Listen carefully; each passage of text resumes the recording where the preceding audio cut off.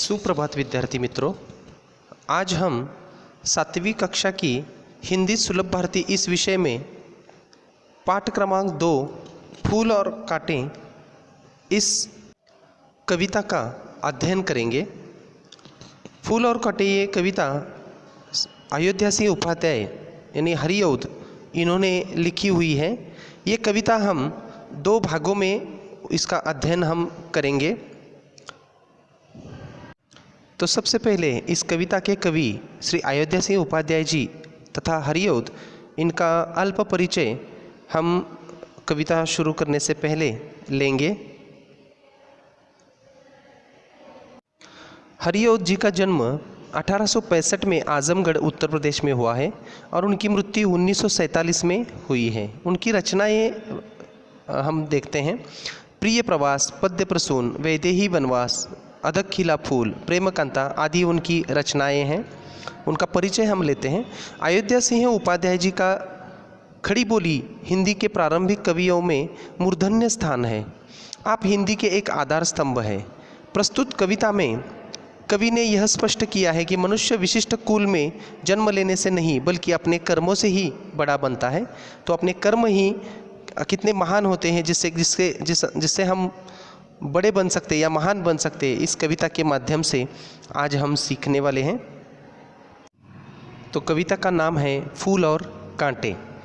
इसमें पहला पद हम आज देखेंगे।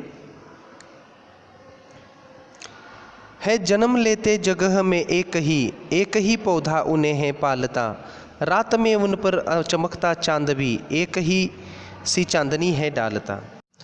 तो इस पहले पद में कवि को ये बताना है कि कांटे का और फूल का जन्म एक ही पौधे पर होता है। एक ही पौधा उनका भरण पोषण करता है, उनको पालता है।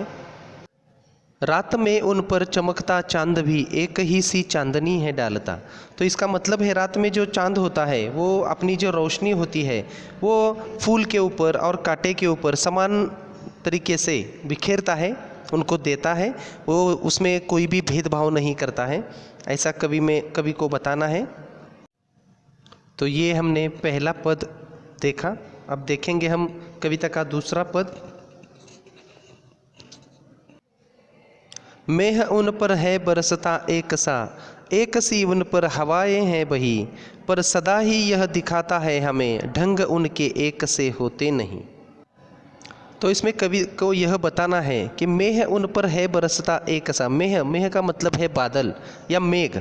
जो मेघ होते हैं, जो बादल होते हैं, वो भी उस फूल के ऊपर और कांटे के ऊपर एक जैसे ही बरसते हैं। वो उसमें कुछ भी भेदभाव नहीं करते हैं। एक सी उन पर हवाएं हैं बही, और हवाएं भी जो होती है वो भी एक ही तरीके से उन दोनों फूल के ऊपर और कांटे के ऊपर बहती रहती है। पर सदा ही यह दिखाता है हमें ढंग उनके एक से होते नहीं। तो इसमें यह बताया गया है कि हर बार हम देखते हैं मेह एक जैसा बरसता है, हवाएं उन पे एक जैसी बहती रहती है, फिर भी उन दोनों का जो ढंग होता है वो अलग अलग होता है। कांटे का ढंग अलग होता है और फूल का ढंग अलग होता है। फूल हमें खुशबू देता है और कांटा हमें चुभता है।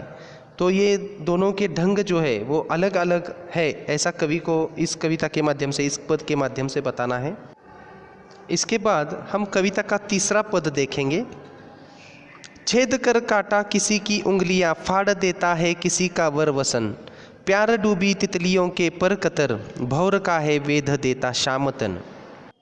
तो कांटा जो होता है वो किसी की उंगलियों को छेद कर भी उनको घायल कर देता है, लहू लहान कर देता है।